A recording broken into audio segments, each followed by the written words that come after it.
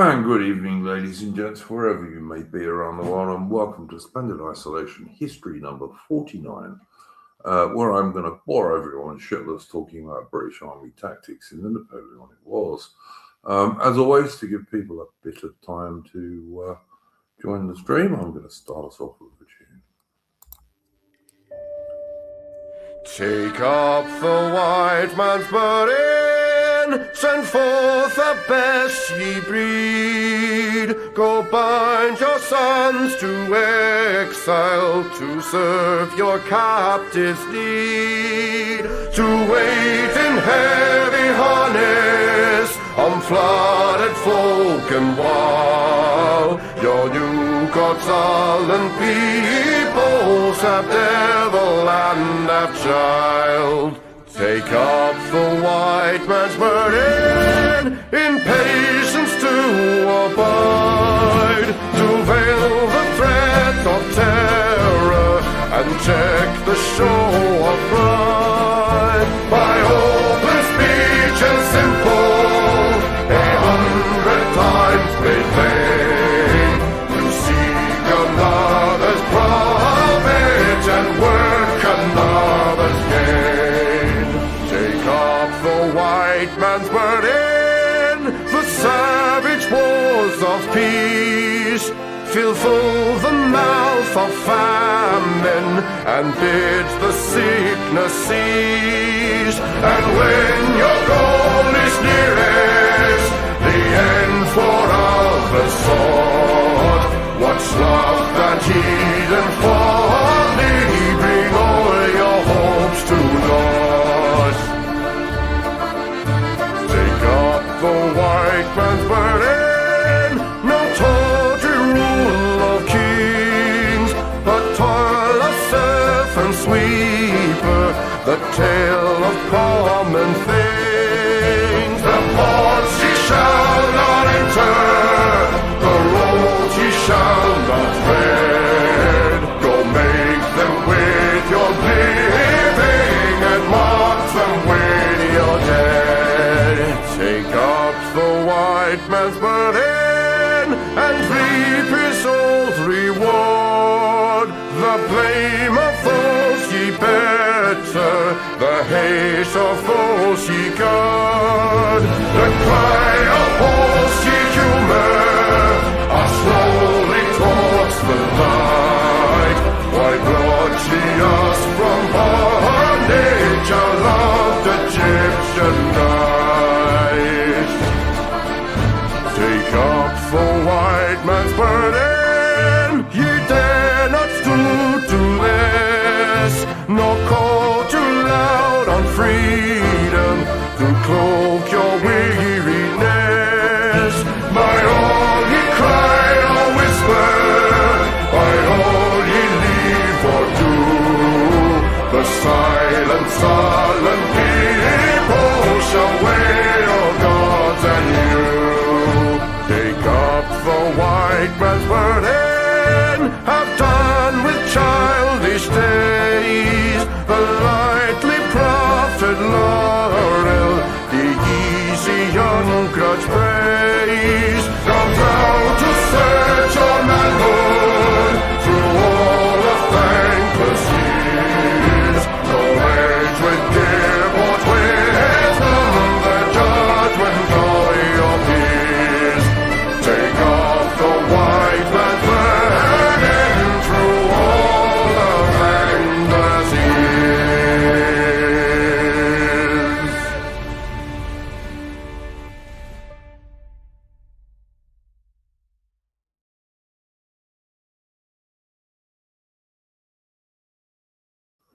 And that was, of course, the very talented Chris Gard. If you like good music, go and check out Chris Gard.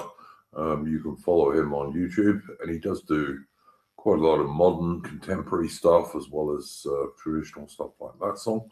And you can also follow him on X, on Twitter, where we are also live, and where I finally figured out how you post the stream again, because apparently X has been having problems with that recently.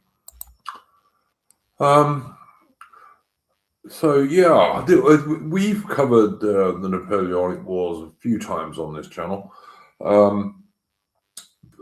Particularly, we've covered the Royal Navy, we've covered Nelson in particular, and we've also done streams on the Duke of Wellington. And we also did a stream on the Battle of Waterloo, I believe, that both of you chaps were part of. Certainly, I know William was. Can't remember if Mitch was on that one. I think he was. Yeah, But both of us. Yeah. yeah, I thought so. Today we're going to be looking at the British Army in the Napoleonic Wars. And obviously that means principally in the Peninsular War, but also a little bit at Waterloo and in various other places. I mean, Britain fought in Italy and Egypt and on a lot of far-flung islands that we were usually were capturing from the French. But principally, we're going to be talking about the Napoleonic War, the Peninsular War, because that is the main British Army contribution to the Napoleonic Wars, and a pretty important one it was. I suppose should set the scene a little bit. Obviously, Napoleonic Wars, you're talking about from the early 1800s until 1815. That defines the weapons that we're talking about here. You're talking about smoothbore muskets that were muzzle-loading weapons that if you were very well trained, you might be able to fire 3 times in a minute. If you were very well trained, less well trained troops would fire more slowly than that. And the smoothbore musket, the one in the British case, was the Brown Bess, famously. It had an effective range of, when it was fired in a mass, so when you're firing like 50 of them at once, it had an effective range of maybe 150 yards, maybe. It was actually better at about 100 yards. And for those of you who are supporters of Napoleon's metric system, think 100 meters, it doesn't really make that much difference. It's a little, 100 meters is a little bit less, but not that much. And that, to give people an idea, if you're British, that's about the length of a soccer field, basically, football field. Pretty much the same if you're an American and you're trying to picture it. Probably about the length of an American football field. That's probably similar. So it's not very far. Then your artillery is also muzzle loading and doesn't fire as quickly, obviously, as a musket. So you're not going to fire 3 rounds a minute from artillery. You might get 2 if you've got a very well-trained gun crew. The primary weapon that you're firing from that is a solid iron cannonball that does not explode. It's a solid iron ball, and it bounces along. And if it hits a human being, or even a file of human beings, like a line of human beings, it will absolutely mangle and smash them. Even a rolling cannonball that seemed to be rolling relatively slowly along the ground could take your foot off if you put a foot out foolishly to try and stop it. They were really quite deadly, and also gunners became adept at bouncing these balls along the ground, so that if you had a deep formation, and we're going to talk about formations and so on in a minute, but if you had, say, something like a French column and you fired a 6-pound or even better, a 9-pound cannonball into that, you could kill and maim scores of men. They were quite deadly, and depending on the size of the guns, and we'll talk about that in a bit, you're looking at a range of 600 yards plus. So say 4 times, maybe even 5 times the range of a musket ball. Cavalry, for the most part, in this era, are using swords, or in the French case, sometimes lances, and some other foreign armies, British Army didn't actually adopt the lance until after the Napoleonic Wars. But cavalry are basically a cold arm unit that's using swords. They were also armed with carbines, which were short versions of the muzzle-loading musket for the most part, that you could fire from on horseback, and you probably wouldn't hit very much, to be honest, and certainly not much over 100 yards at the most. And because they had a short barrel, they were even less accurate than the muskets. They did use them for skirmishing and so on, and for picket duty where they could make a noise at least. But generally speaking, in battle, cavalry really depended on swords in this era, unless, as I say, they were using lances.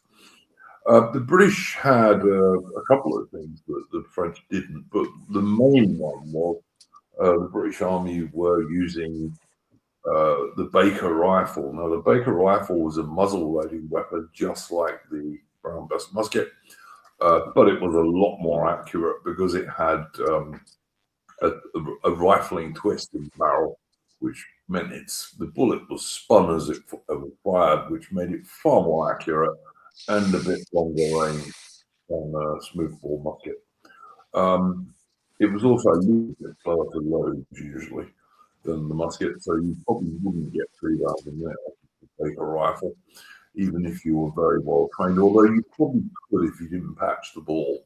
But that meant you had to keep the barrel up or the ball would roll out. And also it wouldn't be quite so accurate if you didn't patch it, because it wouldn't, there'd be too much windage basically between the ball and the barrel. Now, a Baker rifle, sometimes exaggerated in popular history, particularly there are probably going to be many fans of Sharp who will watch this at some point. And the Baker rifle was accurate out to about 300 yards at the most. Rob from the brilliant channel British Muzzle Loaders on YouTube. And if you're interested in British Army small arms in the 19th century and the late 18th century, Rob is absolutely the bloke you want to go and watch. He also he's a Canadian chap of Scottish heritage, and he's got brilliant films on his channel about British battles, British campaigns, and also various British small arms, going from the Brown Bess right up to, I think so far he's done the number 4 rifle of World War II, the Lee Enfield. But I believe he's going to be doing the FM FAL. That's certainly something he was hinting at late last year. So he may eventually do God's Own Rifle, which was actually still in use when I joined the army many, many, many moons ago. So, yeah. And he's done some good testing on the Baker rifle and how long, what sort of distances it's accurate for. And I think Rob's conclusion was it's about 250, maybe 300 yards, if you're aiming at something like, say, a French mounted officer. But go and watch his videos. He's got 2 on those. They're well worth looking at. Right. I'm now bored of the sound of my own voice. So, Mitch, William, what would you like to say about this early stuff, including the basic weapons of the Napoleonic Wars and this kind of thing? I know. I think it was mentioned about Robert Clive stream, but because we got a lot of saltpeter from Bengal, that we had some good quality gunpowder as a result of our colonies in India, especially Bengal, where you get stuff like saltpeter. Whereas gunpowder you get in Europe, like especially the French and Prussians and the Russians, don't have the same quality of gunpowder. For a start, I mean, you also have I got like a couple of PDFs where it's like one, but Osprey Publishing, so that's kind of source that Epic History TV would use in their videos. They're very good, and yes, Mitch, you're entirely correct. And thank you for reminding us. One advantage the British did have in the Napoleonic Wars is the British gunpowder was better quality than the French for the most part. Yeah, I don't know.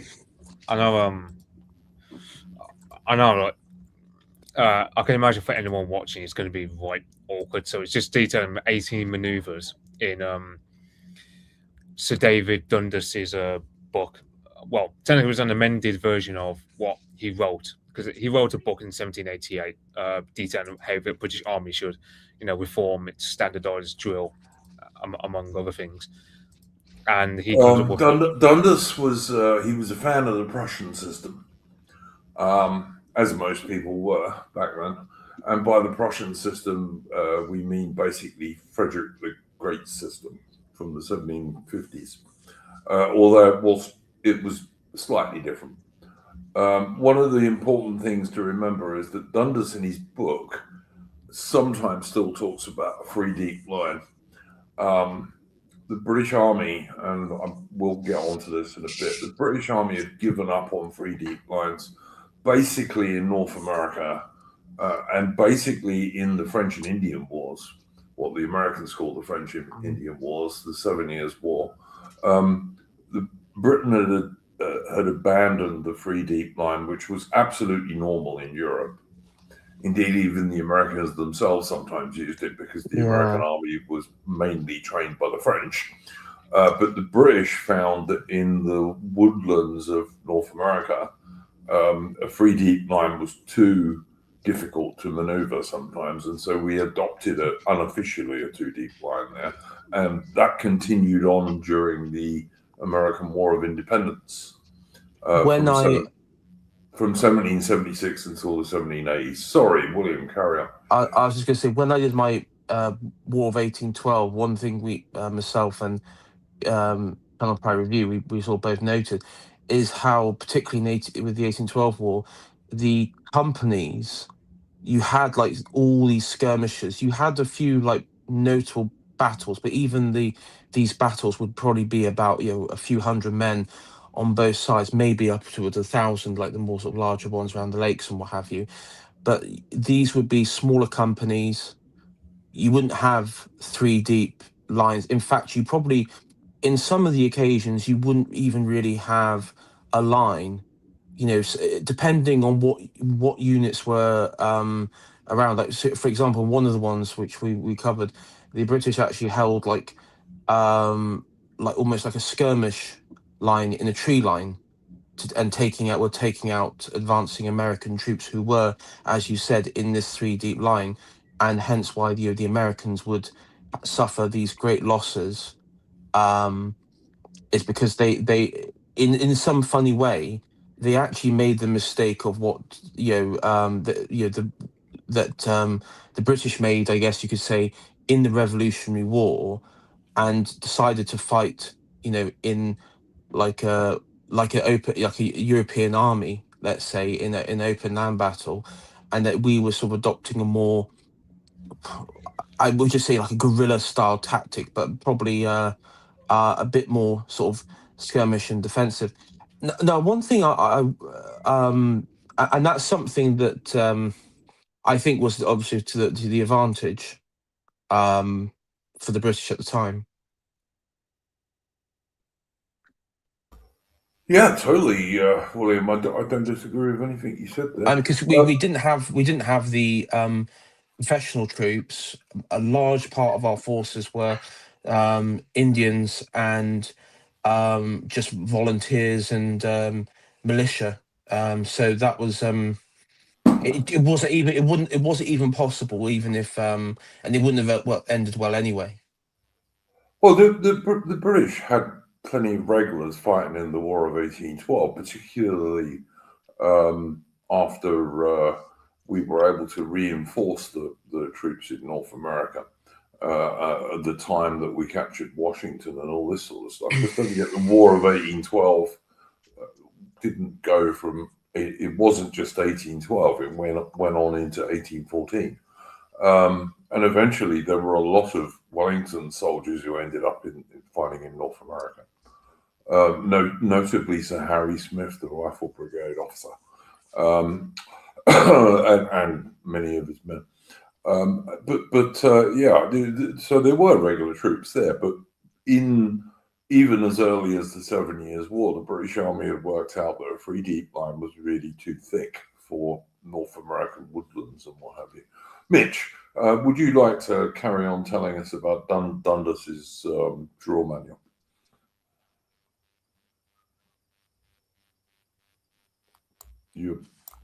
Well, I don't know if you're muted. Mitch? Oh, I forgot to unmute myself. Yep. Yeah. So yeah, you have like the battalion, which it's worth noting, but it's only like rare circumstances where you get 2 battalions of the same regiment serving side by side, and you have like sort of 10 companies. 8 are central companies, while you get 2 flanks. One company will be grenadiers, and the other one will be light infantry. Light infantry stand on the left, and grenadiers on the right. And like the light we will go. That will be the next thing I'm going to talk about, is the organisation of battalions, brigades, divisions, etc. And companies. But yes, that's a good overview, Mitch. Yeah, I would. The only thing I'd say is they might be called grenadiers, but the only thing about them is they all are pretty tall fellas. They didn't really have grenades. Yeah. Grenades had pretty much dropped out of use by the middle of the 18th century. They were a thing, certainly in Marlborough's day. They weren't really in use even in the 7 Years' War much, not by the British anyway. The French did use grenades occasionally in the Napoleonic Wars, but very rarely, and usually only when they were defending in a siege. Yeah, so if anyone's ever played Empire Total War, Napoleon Total War, I always found grenades just too much of a hassle to bother using, personally. So one thing I find is the problem that you have is, particularly in this is an Empire Total War, is when you have to get your men, the regiment close enough, but the problem is they end up going into the line of fire, and so it's okay. Maybe you can get a few grenades off, but unless you're in Empire Total War, it only really works as a unit if you're defending, like a position or something. If you're not defending it, then that unit just too heavily exposed and will just get shot up effectively. They would decimated. Without wanting to get, I play Napoleon Total War sometimes, and it's not bad, but without wanting to get too much into Empire to Total War games, Mitch is basically correct that grenadiers, they used to be big chaps so that they could toss these iron grenades as far as possible. But when they got rid of grenades, which they largely did by the middle of the 18th century, when they got rid of grenades, they still kept the biggest guys in the Grenadier Company. And the Grenadier Company would often lead assaults because they'd be the biggest, fiercest, toughest guys. Whereas, of course, the Light Infantry Company, which the British had again developed to a large degree in North America, they did most of your skirmishing, and we will, and they're going to play a very important role in British Army tactics during the Napoleonic War. So we're going to come back to them. Mitch, please carry on. Yeah, I know. In the Prussian army before Frederick the Great, under his father Friedrich Wilhelm, there was like a special unit of his grenadiers who they were meant to be like the tallest men, not just in Prussia but all of Germany. So you'd have So and the thing was, especially in the 7 Years' War, like those guys had some of the highest casualties in battles like Lossbach and Leuthen, among others. To a point where it used to be said that the tallest men in Germany always used to hide underneath the ground so they would never get drafted into the Prussian army because of how bad the casualty rates were. So funny anecdote. And of course, you have that famous song or music, the British Grenadiers, for a reason. So as for light infantry, I mean, everyone knows the 95th Rifles, because of Sharp, and yeah, and you know, I've heard like some people like who aren't too clued up on the Norman topics who say, well, why didn't everyone have a Baker rifle? And so, well, the problem was it cost too much for the army to equip everyone with them, and it just wasn't like feasible to arm literally every single guy with a Baker rifle. Like just it would cost too much, Mitch. It would take too long to train the soldiers.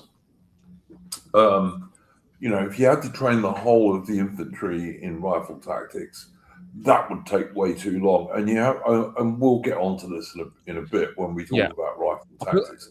They were a lot more complicated than what you had to teach most of the soldiers. Plus, you could also argue like the tactics we use anyway in terms of it, because it's like similar to what the Swedish army were like back in the Great Northern War, where you fire a couple of volleys. I mean, you charge the enemy with a bayonet, because the whole point is you don't get drawn to enemy's massive slugging match of just exchanging volley after volley after volley. Like just fire a couple of volleys and then charge the enemy. Like I think at Salamanca, we did it precisely that, where Pakenham led his division upon the French left flank that was still in column, because he was using reverse slopes, so that the French didn't know about Pakenham's push until the last minute. We unleashed a devastating volley and then charged him with a bayonet, and that entire French left flank just folded in on itself because everyone just ran. Yeah, we're getting a bit ahead of ourselves again, but yes, I'm going to talk about that. The idea that the British and French, as a rule, sat there trading volleys at fairly close range, that only happened occasionally in the Napoleonic era. It certainly did happen at some battles, like Albura, for example. It did happen there, and one or two others in the Peninsular War, but it was quite rare.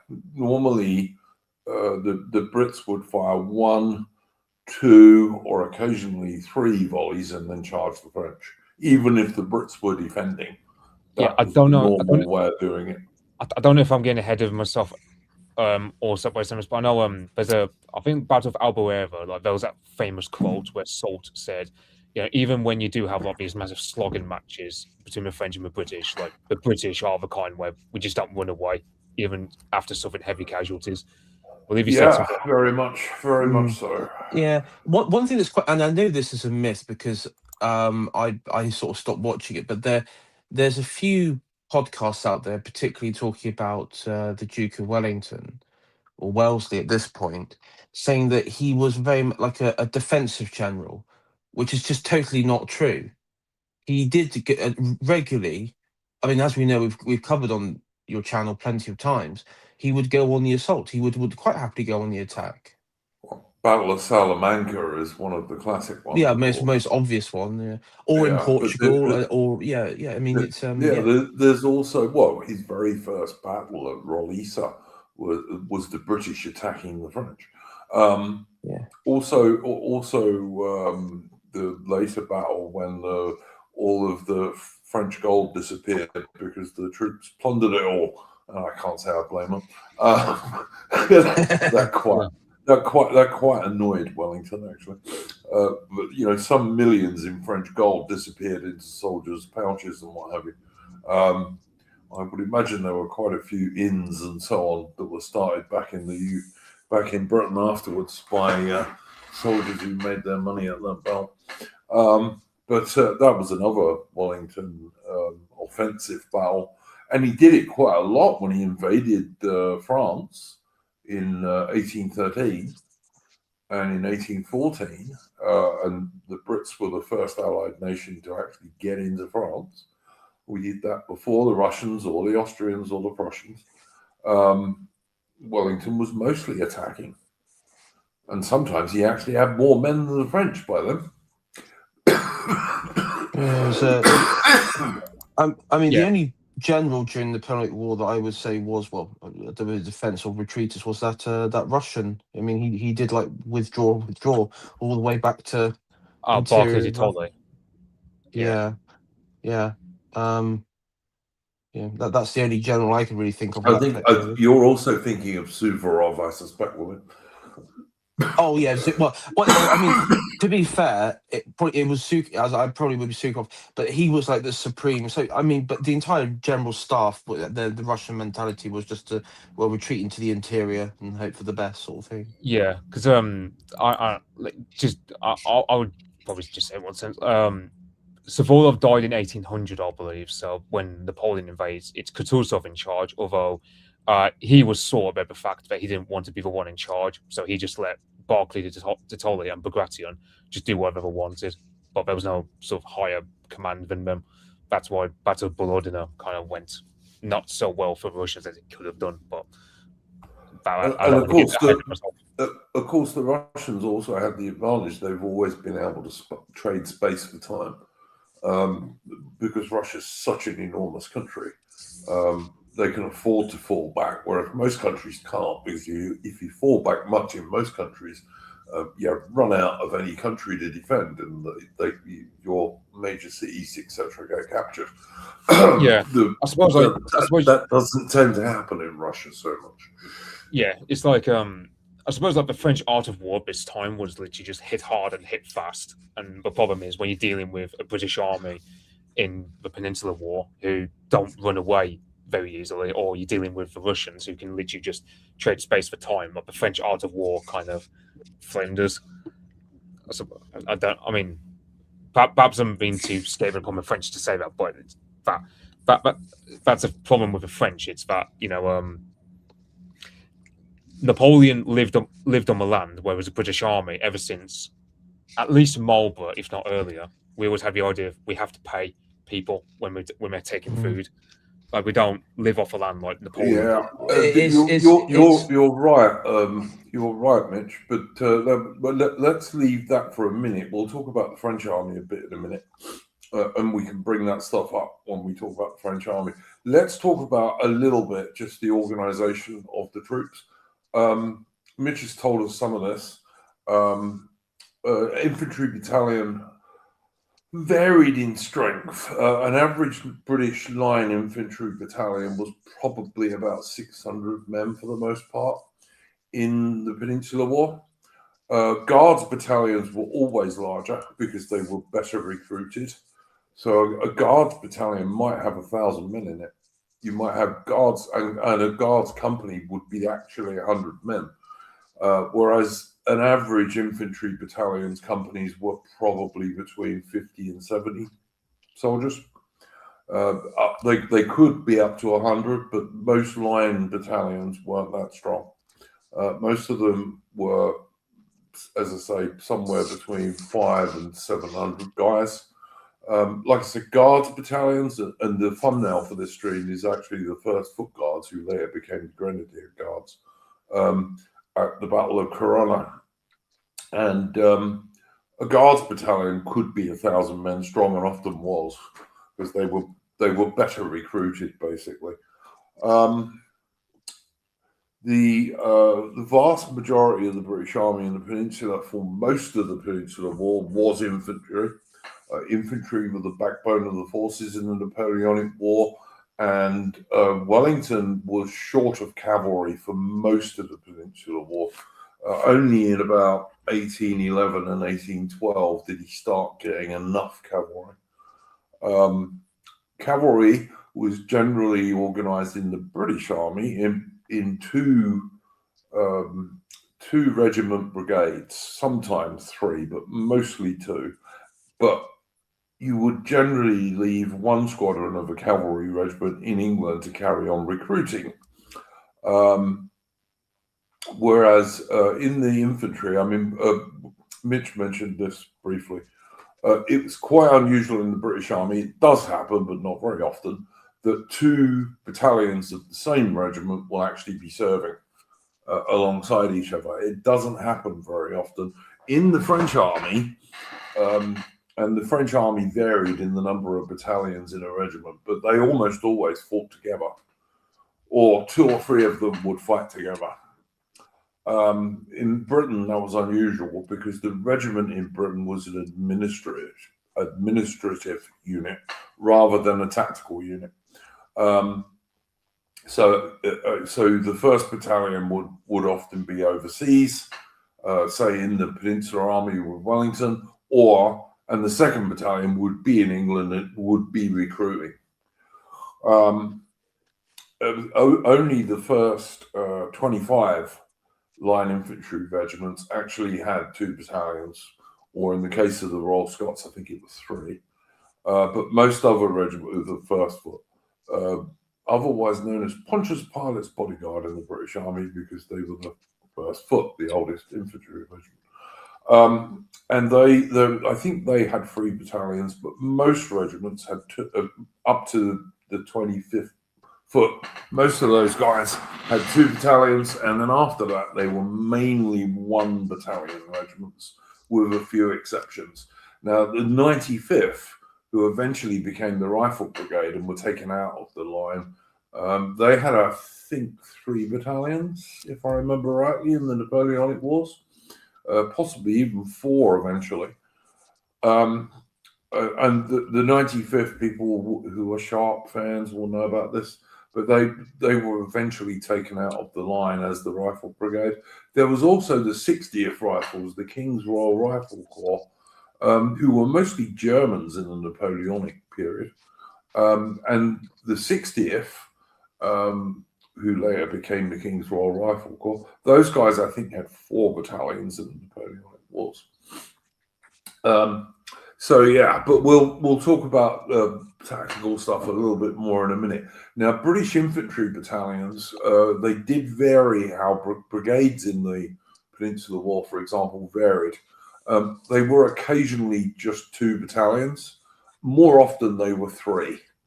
3 battalions was, and sometimes there were 4, but it was mostly 3 battalion brigades.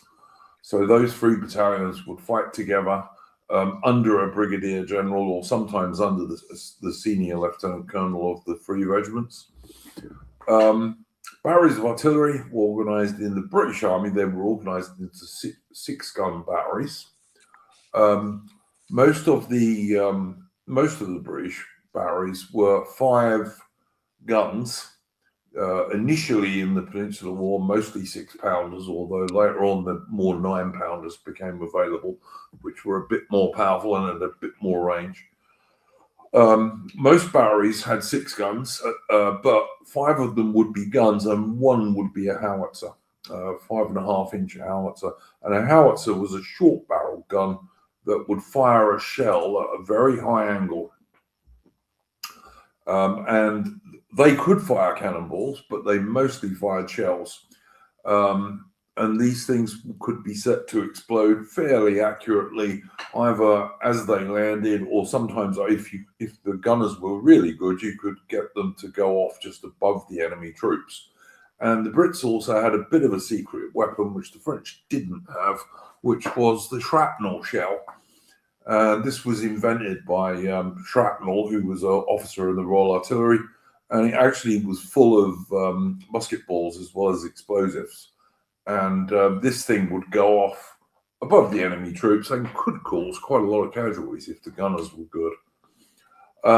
Guns could also fire case shot or canister, as it was sometimes called.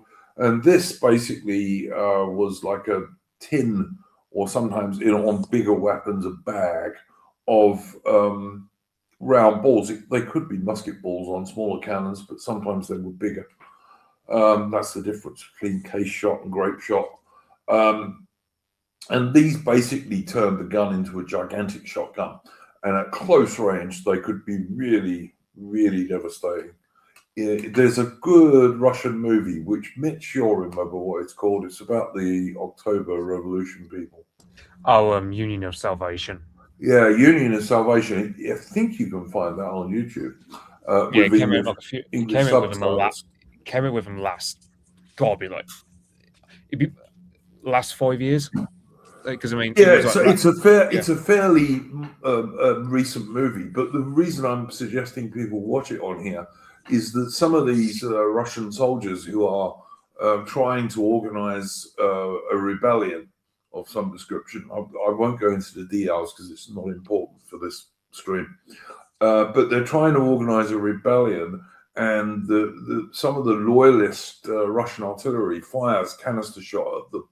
And so if you want to see what canister shot could do at fairly close range to form troops, that's a really good film to watch because it shows you quite well.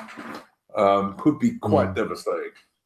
Well, during the siege of Quebec, which we covered, that's what took out the French general. It looked like it took out his leg.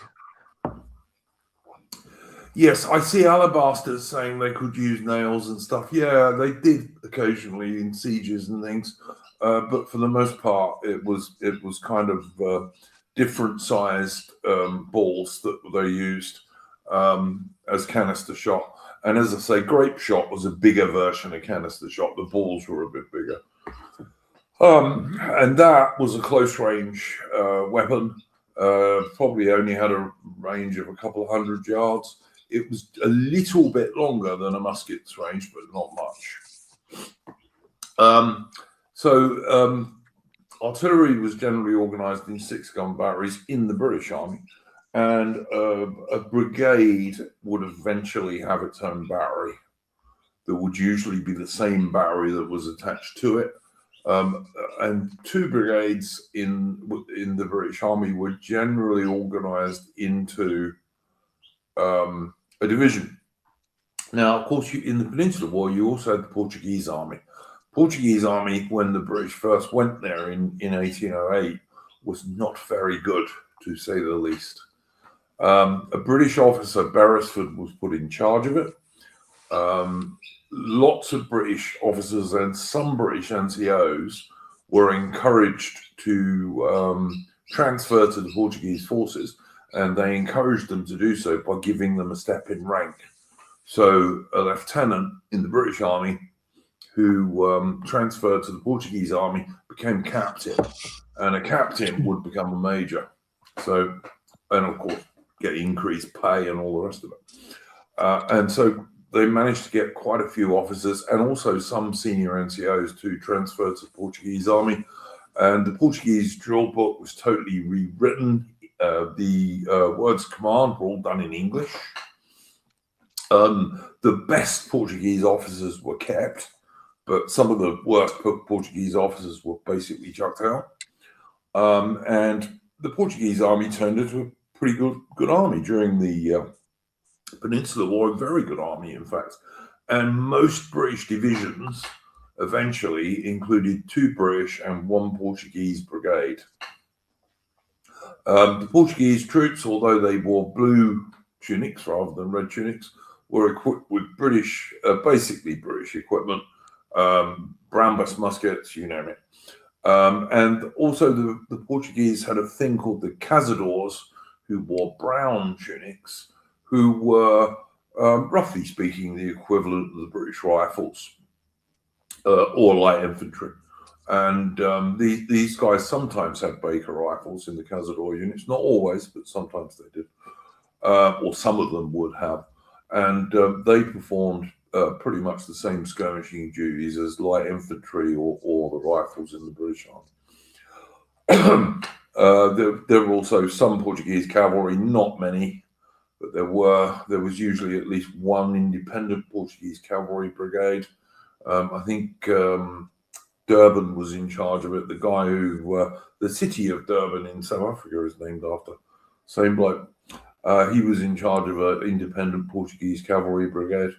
There were Portuguese artillery batteries as well. And as I say, eventually most of Wellington's divisions had at least 1 battery of artillery, and sometimes they had 2 by the end of the war.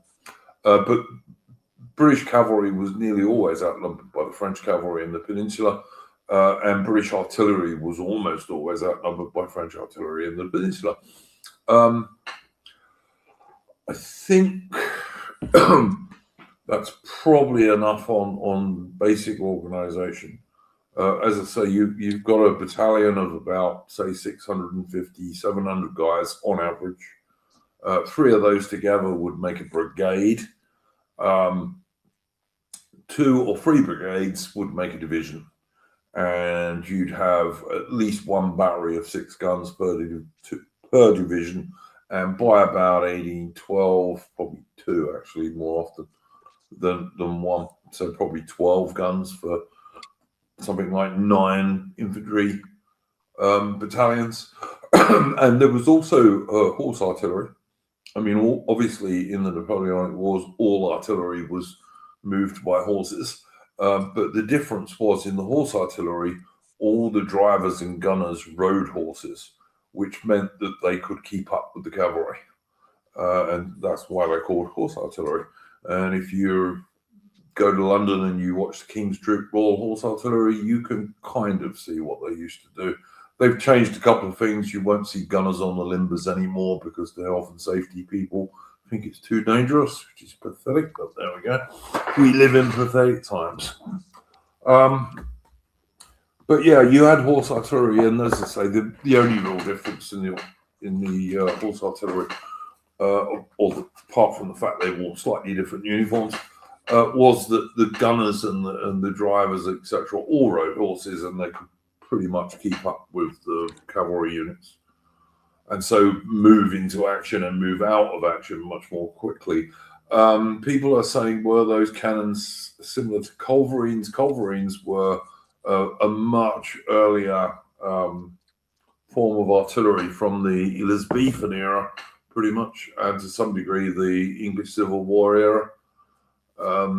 They were muzzle loaders in the same way that things like that were culverines, but in general they were a bit shorter than the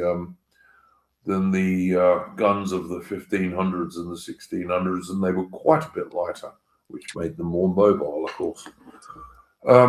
Sorry, Mitch, you're trying to show us something here. I'll just take like a sort of imagine what a battalion looks like when in march in a quarter distance.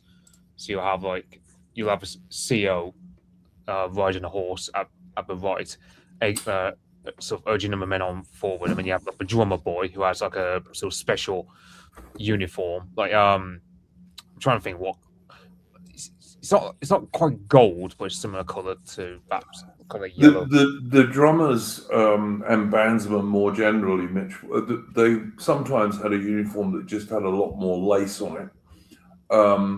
But sometimes they had uniforms that were reversed. To let people understand, British infantry battalions would have a facing colour on their cuffs and their collars. And so, for example, my family regiment, the 57th Foot, had yellow facings, and you'd have yellow cuffs and a yellow collar. Sometimes bandsmen would wear their main uniform with that color, and they'd have a yellow jacket but with red cuffs and collars. But on other occasions, bandsmen just had a lot more lace than the ordinary infantry, which is the decorative stuff along the front of the uniform, etc. Yeah, the only thing that's stumping me is I'm trying to think of what, because there's another guy next to the drummer who's carrying a pole arm with him. I can't remember the name of a pole arm off the top of my head, but I know I can't remember the name of a pole. Like basically, yeah, when you get like the troops in this era marching, like you get one guy marching alongside the drummer boy who's got like a sort of pole arm. It's not like a pike, but it's something like the one that if you've ever seen that Revolutionary War film, it's Donald Sutherland's character. He was like marched with a pike, and I'm just trying to think. Was it? It's not corporal. No.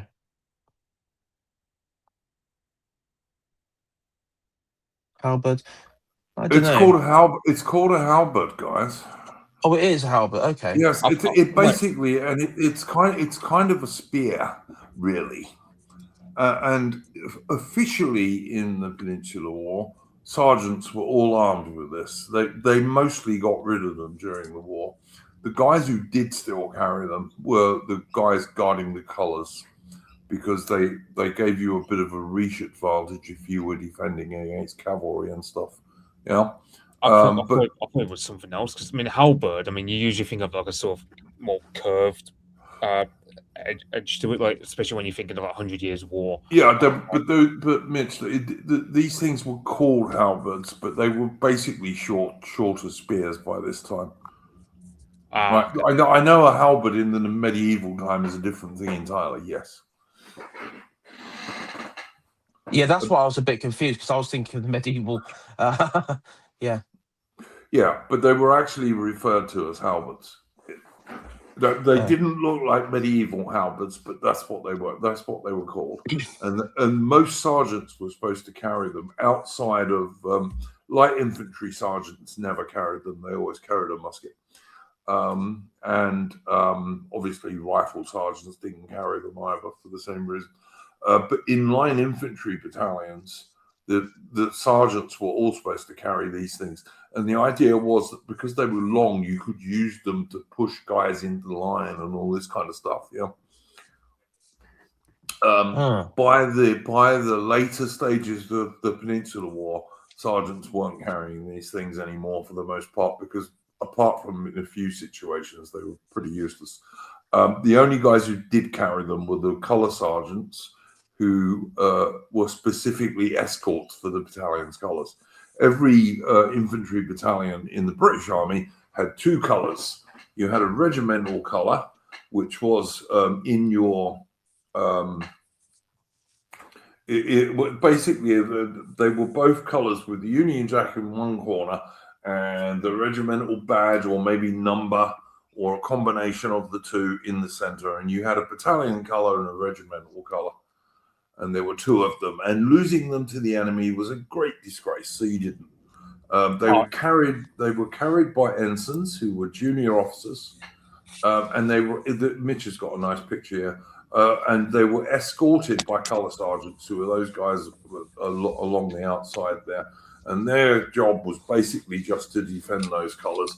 And when the ensigns were shot, as they very often were, because obviously carrying the colours made them a target, the colour sergeants would then carry the colours.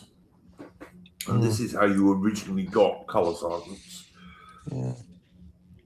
But from Sharpless, we know the importance of that, and also the capturing of the French Eagle, which would be the French equivalent. Yeah, the French were issued an eagle initially to every battalion, although eventually Napoleon got fed up with losing them, and so he wanted every French regiment to only take one to war.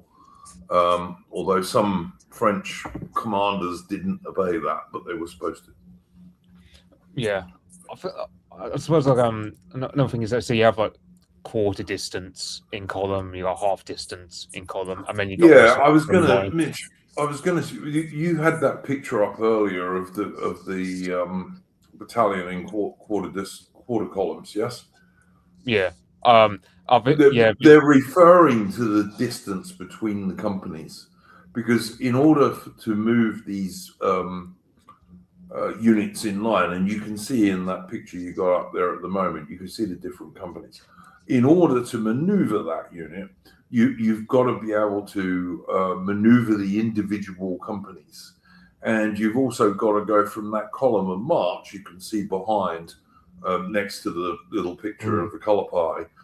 You've got to be able to go from that into that line formation, and this took a lot of practice. Oh yeah, especially by officers and NCOs.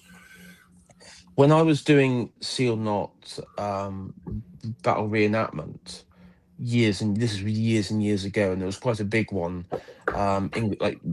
English civil, around the time of the English Civil War, right? Sort of stuff. And one of the problems that we had is because we were meant to. It was actually hearing like commands, because of all the noise from cannons and what have you. You needed that. It basically, the line and the ranking wasn't that well sorted out, because you just couldn't hear what the commands were. It was effectively, they were too big. This of course is another reason why in the line battalions you have drummers, because the drummers could play various drum beats that would actually tell the guys what to do, and these were supplemented by buglers, who, particularly in the light infantry, would give bugle calls. and of course officers in the light infantry companies and battalions. I'll come on to that in a sec. And also in the rifles, also carried whistles to draw attention to their orders. Yeah, our drummer boy was shot. He got bored during the reenactment and was unfortunately shot. So that could certainly happen. I should just mention light infantry. We did mention them briefly earlier.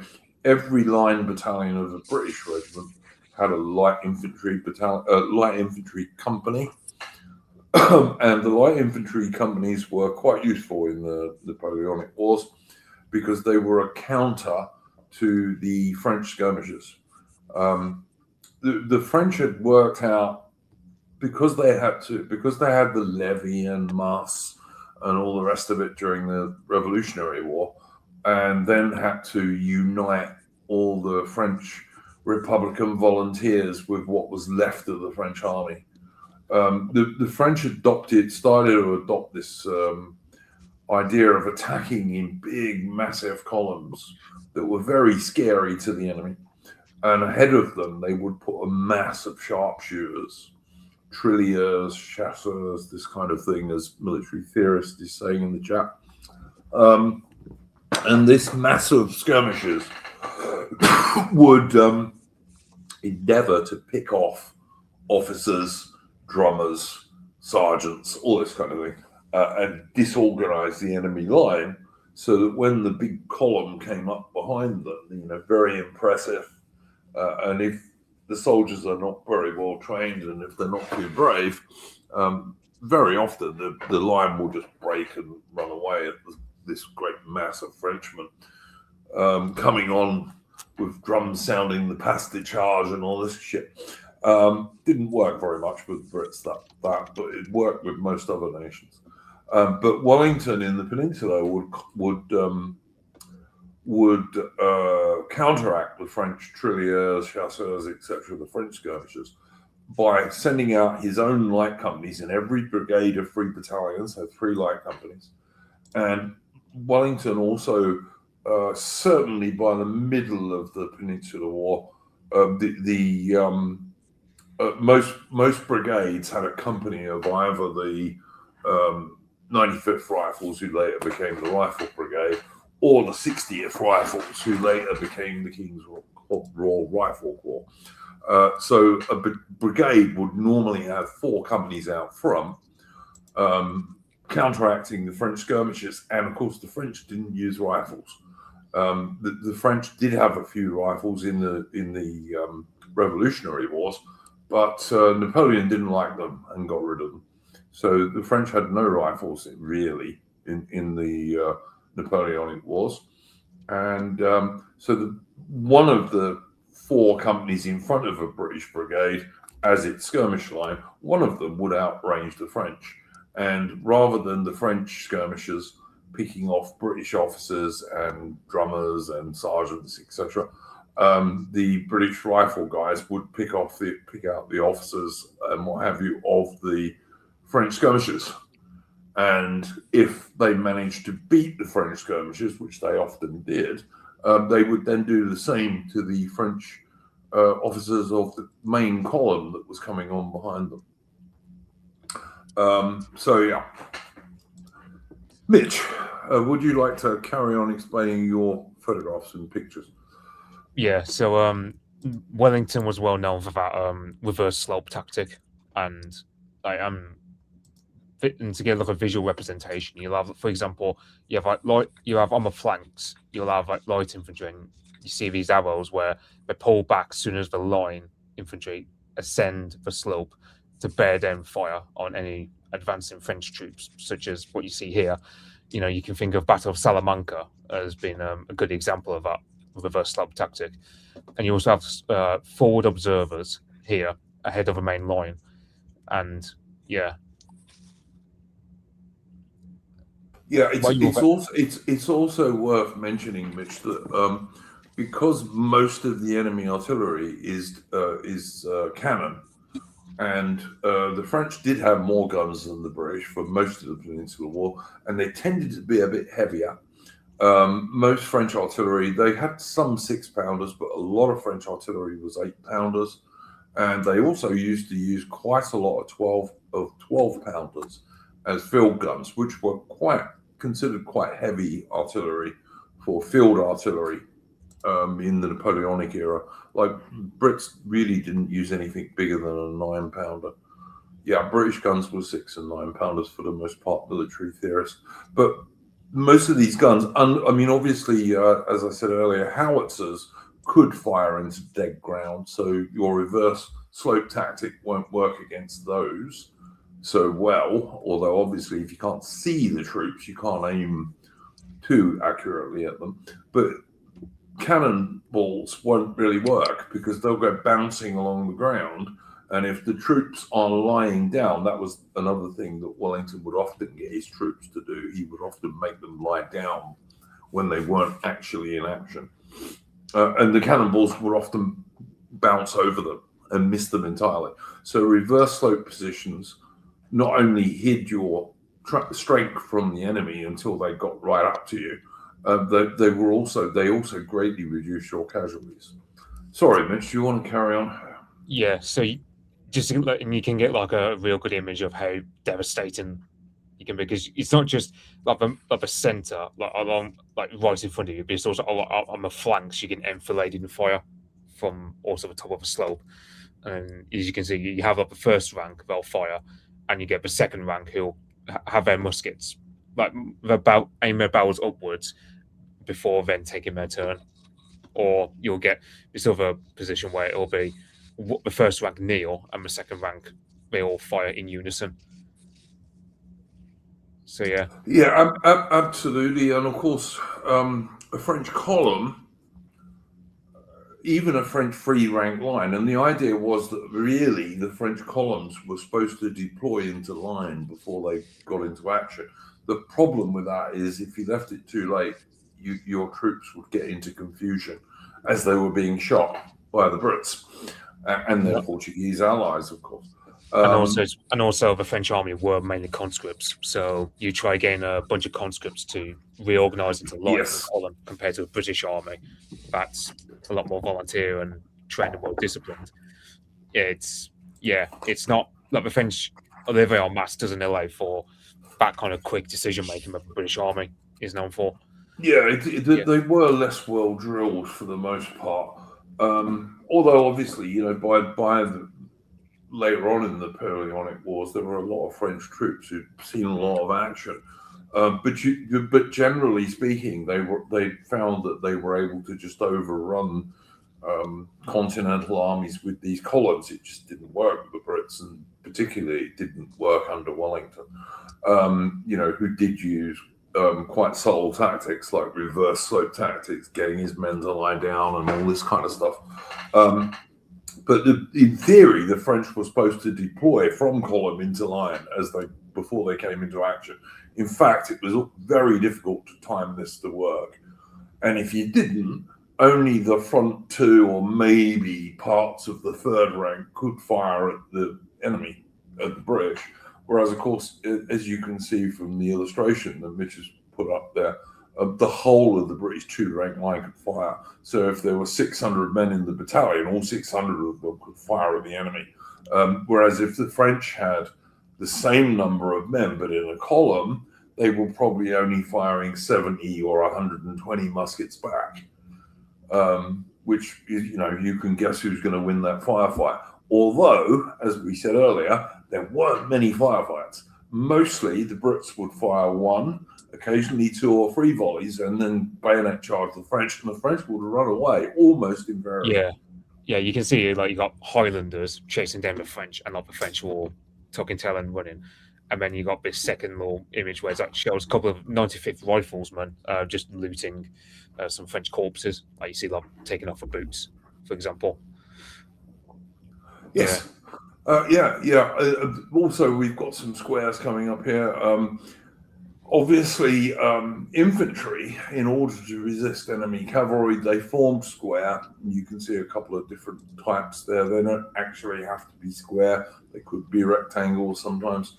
And in that formation, in the Napoleonic period, it was very unusual for cavalry to break an infantry square.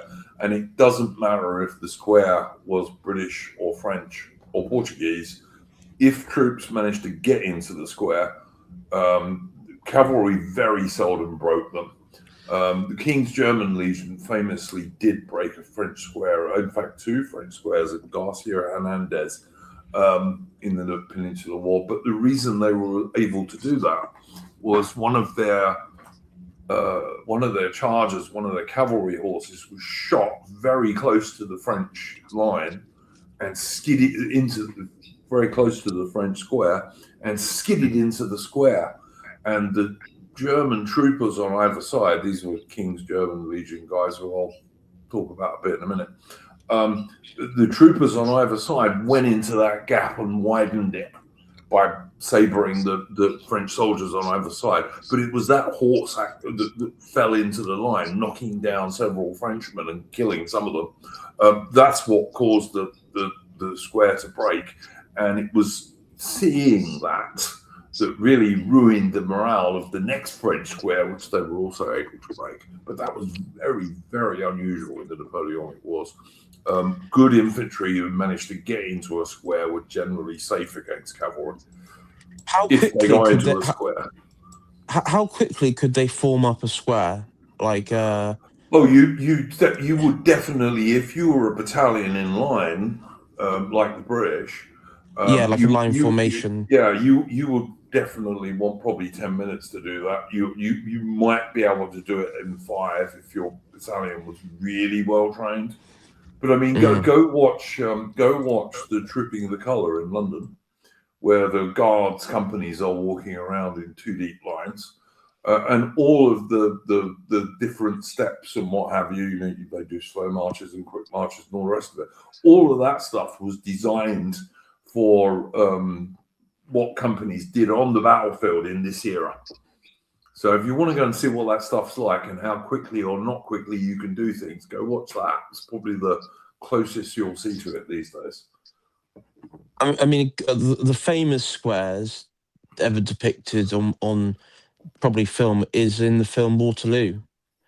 They're okay. They're too small, of course. I mean, even though they had thousands of Soviet soldiers for that movie, the squares are about half the size they should have been, really, in terms of actual men.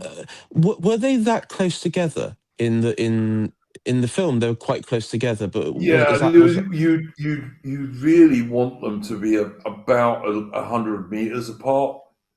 And I know what your point's going to be. Your point's going to be: did they hit each other when they were firing? Yeah, sometimes. Yeah. Sometimes, yes. I mean, I know you can't help. I mean, the reason why in Waterloo they formed in squares was because of the cavalry, and you had to do it there and then, and you can't really help. They did try and stagger them. William. Oh, they did. They did. Yeah. So if you had 3 battalions in a brigade, they would try and put one of those battalions behind and 2 in front, or 1 in front and 2 behind. If you see what I mean. Yeah. So directly, they would not be facing one another at a distance where they were going to do each other much damage. I mean, this is the trouble when you talk about Waterloo, because unfortunately, there's a lot of glazing of the Prussians on this and sort of condemning some of the British tactics. But that is probably quite an important bit of information. Of course, that was Marshal Ney, wasn't it? Who was leading the cavalry attacks? Cavalry, Yes. That's probably considered one of the most disastrous moments. Well, it's gone down in history as one of the most disastrous moments of the French on that day. Ney thought he saw the British retreating, and what he probably saw was some British baggage moving behind the army. And he thought the British were going to move. But the idea of, don't forget, Napoleon himself I think at Borodino, and at least one other battle, I can't remember which one it was now, did actually attack infantry who weren't broken with heavy French cuirassiers and so on, and did manage to break them. But this was most unusual, and it was also quite costly to the French cavalry, it has to be said. Yeah, I do remember at Borodino that the French columns marched up this slope, and the artillery, the Russian artillery, batteries were still present, so they were basically just firing in some points like point blank into the French. Hunter Penn was like, no, just march up and just overwhelm, which of course they did. At Waterloo, the British gunners were told to retreat into the nearest squares as the French cavalry got closer. Yes. One battery, I think it was Mercer's, but I'm not sure. One battery had a fairly dodgy Belgian battalion behind him, and he thought if they saw his gunners running towards them, they'd all run themselves. And so he stood to his guns, and he did use canister at close range at the French cavalry, and he was able to stop them. Yes, yeah, I remember that. He was of the opinion I think it was a Belgian regiment, if they'd seen his gunners running towards them, they'd have probably taken to their heels as well. So he said, no, we're going to stay here and fire case shot at the French. So that's what they did.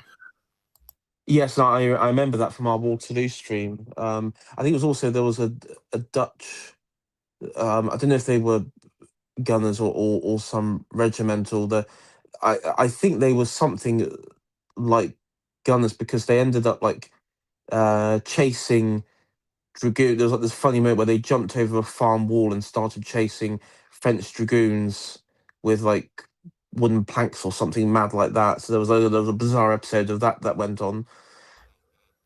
Yeah, I mean, you got strange things happening on Napoleonic battlefields as you do on all battlefields, even to this day. Guys, I'm going to do a little bit of channel admin. Just to say to people, if you would like to support the stream, you can do two things. First of all, please hit the thumbs up button, hit that like button. Takes a second. Really, really helps the channel with the YouTube algorithm. So please hit that like button. And also, if you want to support the channel, you can do so via Entropy. And the link is pinned at the top of the chat on YouTube. And if you want to ask a super chat question of anyone on the panel or all of us, you can do so, and we will address those towards the end of the stream. And those things are much appreciated, because I'm spending quite a lot of money running this channel at the moment. I'm certainly not making very much back. So that would be useful. All right, guys. Mitch, we've covered some of the tactical stuff. We'll talk a little bit more in a minute about the way a Napoleonic battle would often go, and also the differences between the British Army and the French, and indeed most continental arms. So we'll talk a bit about that in a minute, but is there anything else you wanted to bring up at this stage, Mitch? I know, I suppose it's sort of interesting Americans, because you have that, because the film Die Hard gets its name from I can't remember the guy's name, but he was an officer in the 57th Regiment of Foot at Battle of Albuera, and he was saying to his men, "Die hard, 57th, die hard." Even though it was like salt. He did too, and also at the Battle of Inkerman in the Crimean War, where the 57th, the West Middlesex Regiment, were also heavily engaged. Officers there, where they were really vastly outnumbered by the Russians. A lot more Russian troops at Inkerman than British troops, but the British still managed to win the battle. And at Inkerman, the officers were shouting at the men, "Remember Albuera, men!" So, did you want to talk about at some point the sieges, like maybe like the sieges, like the second siege of Zaragoza? At all? We can talk a bit about sieges. in the Peninsular War, as I said earlier, the French always, almost always, had an advantage in terms of artillery over the British Army. They invariably, at least until 1813, had an advantage over the British Army in the number of cavalry they were able to field. And the other advantage that the French had over Wellington's army was that Wellington had very few engineers until 1810, I think it was. He didn't have a decent siege train of heavy artillery. And we'll talk about that a bit in a minute. But he also didn't have engineers, engineer officers. He had very few Royal Engineers in the Peninsula. And at that time, the engineers didn't really have other ranks. There was the Royal Corps of Artificers, I think they were called, who eventually became the sappers and miners who formed the other ranks of the engineers, but that was only in the latter stages of the Peninsular War. So that when Wellington was involved in the sieges, he very seldom had enough of a siege train, and sort of 6-pounder, 9-pounder, or in the French case, 8-pounder or 12-pounder guns were not big enough to knock down a proper artillery fortress, with properly riveted walls and all the rest of it. They just weren't powerful enough to do that. You needed much heavier guns. They needed to be at least 18-pounders, and more often 24-pounders and very big mortars. Now, we spoke briefly about howitzers earlier as a high-angle weapon that could fire shells. Well, a mortar was a much less mobile but much bigger version of a howitzer, is the simplest way to understand it. And they would also fire very high trajectory shells, basically. Sometimes also carcass shot, which could set buildings on fire, but mainly shells. And in the British Army, at least, I think they even fired gigantic shrapnel shells sometimes. But Wellington didn't have enough of these big guns. At his first couple of sieges in the Peninsula, he was getting Portuguese guns, some of which dated back to the 1600s, and he was having to try and use these things against the French, and it didn't go very well, surprisingly enough. Was there tunneling, says military theorists? Yes, sometimes there was. Yes, they would sometimes put tunnels under enemy fortifications, and then you would try and put gunpowder in a chamber at the end of it and explode it, so that it would obviously blow up the wall above it. That was the idea. So yes, I do have a question, Andrew. One thing that we during the Peninsular War that's looked at is when you talk about the Spanish force. There's like a heavy emphasis on the guerrilla. This is like particularly the guerrilla sort of non-traditional. But what was the Spanish army at, like the actual proper Spanish army at this time? They varied. They varied. Their officers were not very good. Mostly they were not great quality, it has to be said. There were good Spanish units, don't get me wrong, there were. Most of the time they got beaten by the French when they fought them in the open. The Spanish did quite well sometimes in sieges where the French were attacking them. They fought very valiantly in some sieges and held out quite a long time. They won one field battle in the Peninsular War, really, the Spanish regular army I'm talking about. They only really won one battle, and that was mostly due to French mistakes, to be quite honest with you. Was that the one that got the French general captured? Yes. Was it? Yeah. It was Dupont, because I remember reading in Charles Oman, who covered the Peninsular War. That was yes. That's the one, Battle of Bailey. Yes. Yeah. Yes. That was the French. He was quite a good one, actually. It was Francesco Harvey Castanosa. But he did make some mistakes. If you read the excellent history of the Peninsular War by Charles Oman, which I absolutely recommend to everybody, he makes the point that the French commanders at that battle made more mistakes than the Spanish, which was why it was the one field battle that the Spanish army won. Wellington, of course, cooperated with the Spanish during the Talavera campaign, and he made sure he didn't afterwards, for the most part, because the Spanish said that they would feed the British troops, and they didn't. They didn't. I mean, they seldom fed their own troops, and they certainly didn't feed the British. And the Spanish generals had this mad idea of constantly, making field battles against the French, which they would just as constantly lose. But it is important that the French guerrillas were vital to Wellington for two reasons. One, they tied down lots of French troops.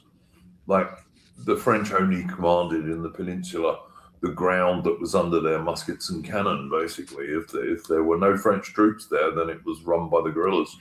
And also the guerrillas provided Wellington with huge amounts of really good intelligence because they used to intercept and kill many French dispatch riders and officers who were sent with messages.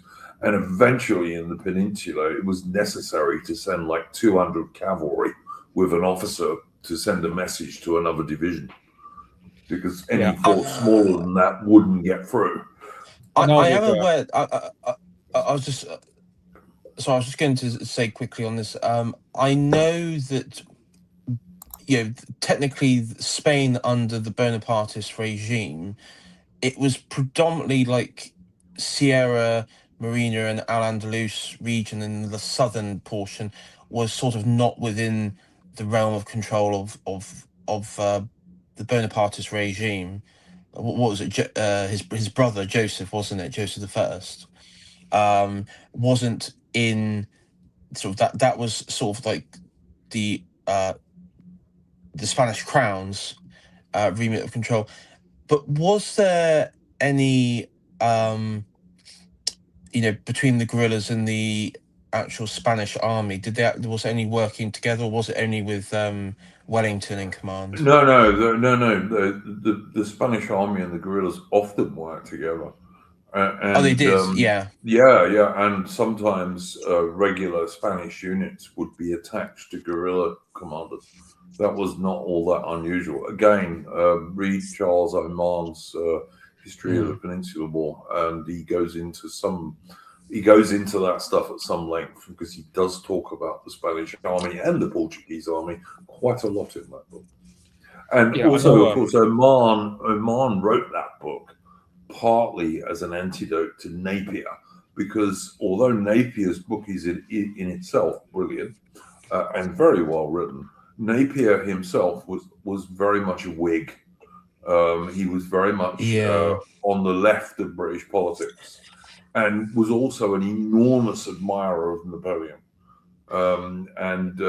Oman's book corrects some of the misconceptions about that. Napier was also very anti-Spanish.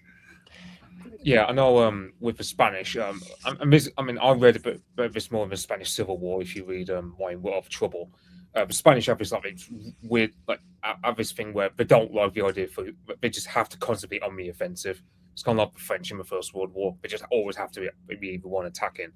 They don't. I'm considered like defensive, especially digging trenches, as like sort of dishonorable or some sort of like unmasculine. So that's one thing about the Spanish that it kind of in the Peninsular War, Mitch, as I said, the Spanish, one place they did do quite well was when the French were besieging Spanish-held towns. The Spanish often did quite well in that situation, because their troops not being... One of the things was the Spanish army couldn't really maneuver. All your little diagrams you were showing us earlier of a battalion going from column into line and all this kind of stuff, the Spanish weren't very good at that. They weren't well enough trained to do it. Wellington found that if you stuck them behind walls, they could often hold those for a while, at least. And they would be, it wasn't that they weren't brave, they just weren't very well trained. And so he would often, when he did have to use Spanish troops, he'd stick them in a position that was a defensive position where they wouldn't have to maneuver. They could just hold the damn place. And in that situation, they were often quite good. I mean, also the most stating the obvious is also the fact that the Spanish army also benefited from the fact that they were in Spain, and the local population were incredibly in favor of, obviously, of the Spanish army and the guerrillas, which for obvious reasons, and also the role of the I guess you could say like the Catholic power in Spain as well, which was utilized. There was a great deal of organization in that regard, on the sort of like political level. Yeah, absolutely right. I mean, the title of this stream is The British Army Tactics in the Napoleonic Wars, but I mean, necessarily because a large part of the British Army in the Napoleonic Wars was the Peninsular War, it's worth discussing the Spanish to some point, up to a point, and the Portuguese, which I believe we have done. But yeah, sieges, Wellington was not well equipped. I mean, the British government took some time to realise, that although Wellington was sent out there to initially hold Portugal, Sir John Moore, the guy who was killed at the Battle of Corunna, who had trained the Light Division, who we will talk about in a minute. It's going to be my next subject. Sir John Moore didn't think that you could hold Portugal if the French had Spain. Wellington didn't agree with that. Wellington was of the opinion that Portugal could be defended, and of course Wellington turned out to be right. But what he did was he built the lines of Torres Vedras, and these were 3 lots of lines around the Portuguese capital, Lisbon. There was an outer line, an inner line, and a final line, which was really designed to provide the British some defences if they did have to get back on board ships, transports, and what have you. And the French knew nothing about these lines until the French army arrived in front of them, and they couldn't attack them. They were manned mostly by Portuguese militia, but also in some cases by Royal Navy sailors and Royal Marines. And Wellington's field army of regular Portuguese and British troops, and of course the King's German Legion. The King's German Legion, for anyone who doesn't know, basically Hanover was subject to the British Crown in those days. And the King's German Legion were German soldiers, originally mostly from Hanover, who formed part of the British Army. They wore the same uniforms, red coats and all the rest of it, and they were some of the best soldiers in the British Army. And they provided the British Army not only with line infantry and light infantry, they provided them with light dragoons and heavy dragoons. We've already talked about the King's German Legion heavy dragoons breaking French squares at Garcia Hernandez. And they also had artillery as well. And the King's German Legion, they were Germans, for God's sake, were very good soldiers and were noted to be at least as good as anyone in the British Army. But Wellington put the lines of Torres Vedras up there, and when the French came against them, they stood there starving increasingly in front of the lines. Napoleon expected armies to live off the land, and by live off the land, what he really meant was steal and loot from the local peasants and farmers and what have you. And that's what French armies would do. And gradually, of course, that meant they would use all the food in their local area. And eventually the French army got into such a starving condition, it had to piss off out away from the lines of Torres Vedras back into Spain, where it could loot the Spanish. Do you know what's quite funny is you would have a French, the French would take over, let's say, any like Spanish town or city, and they would bring Enlightenment ideas of how, you know, we're abolishing the feudal system of tithes, you know, giving food and, you know, certain stuff to your lord for protection. They'll say, and they'll promote that this modern secular view, and then within the same breath, by the way, we're taking all your stuff for the revolution. Oh, it's sort of Yeah, and not infrequently, they would also execute the priest, rape the local nuns, rape and kill the local women folk. The war in the Peninsula, from the French perspective, was extremely brutal. You know, well, yeah, I mean, the French were not at all nice to the Spanish civilians, and vice versa, by the way. You know, the Brits and French in the Peninsula War generally got on okay and didn't mistreat each other's prisoners or anything like that. But this was not the situation when it came to the Spanish and Portuguese peasantry. The French were nasty as fuck to those guys, and those guys were nasty as fuck back to the French.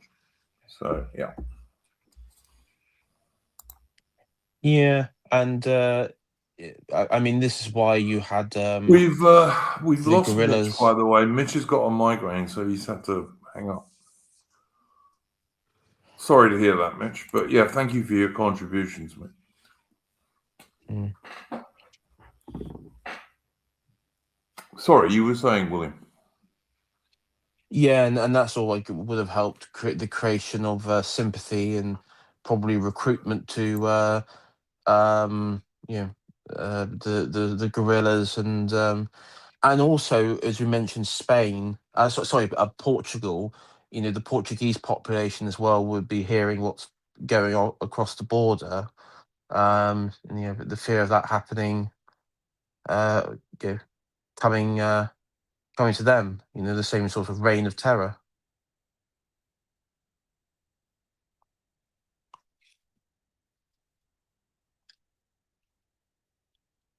Yeah.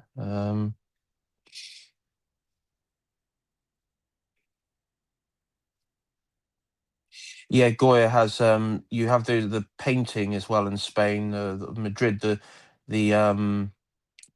the revolt in Madrid, and you have the, you know, the rebels being lined up against a wall. It's quite, as I said, it's a famous painting, that one. Yeah. Duke, you're muted, by the way. He did quite a lot of those paintings, William Goya.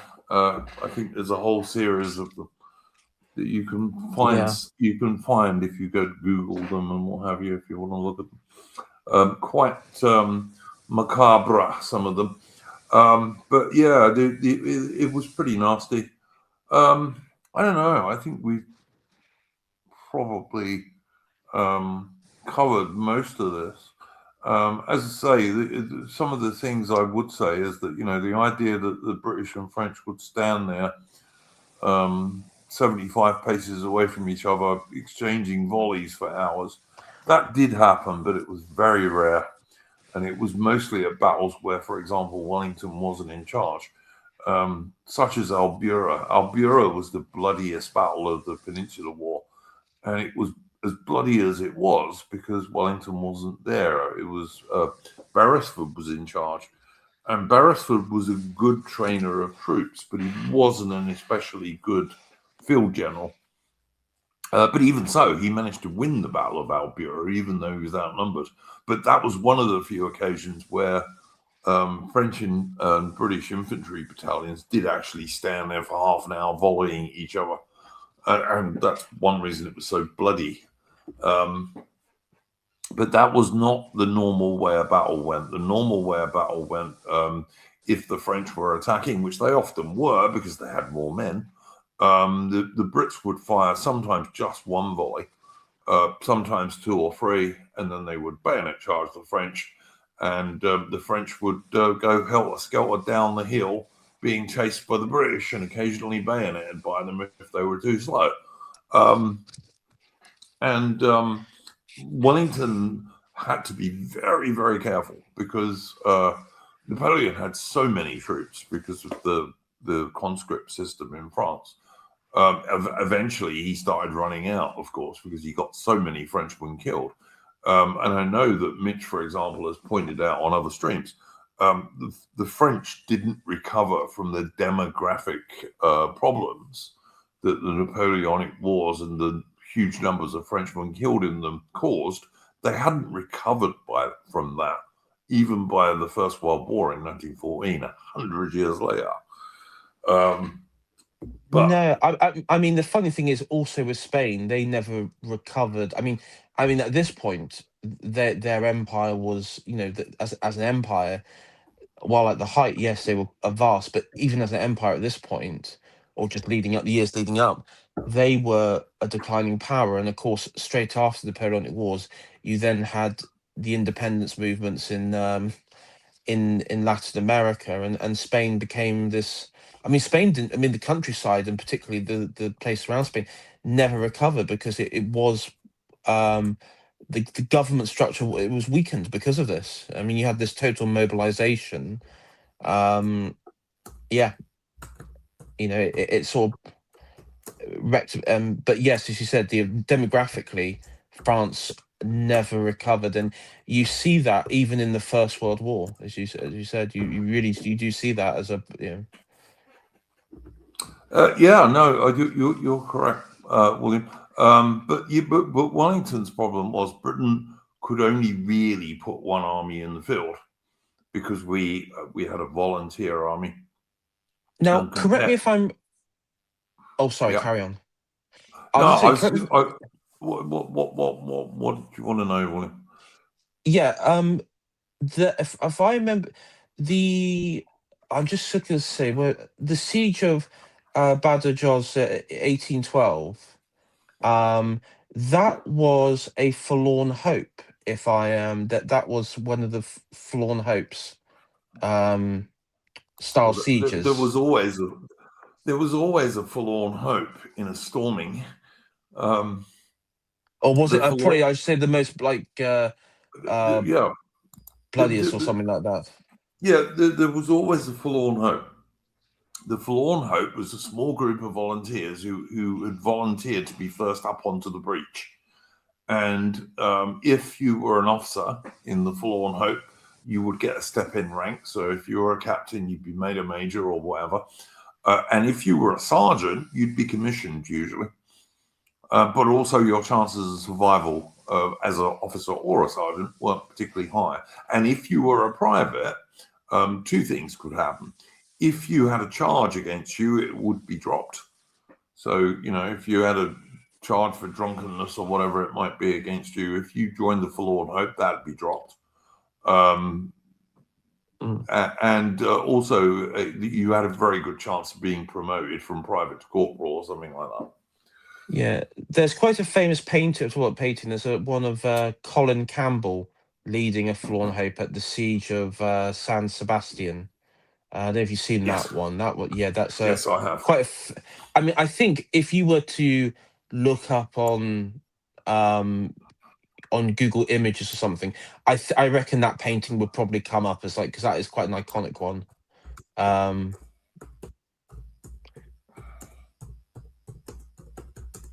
Sorry, I'm typing, guys.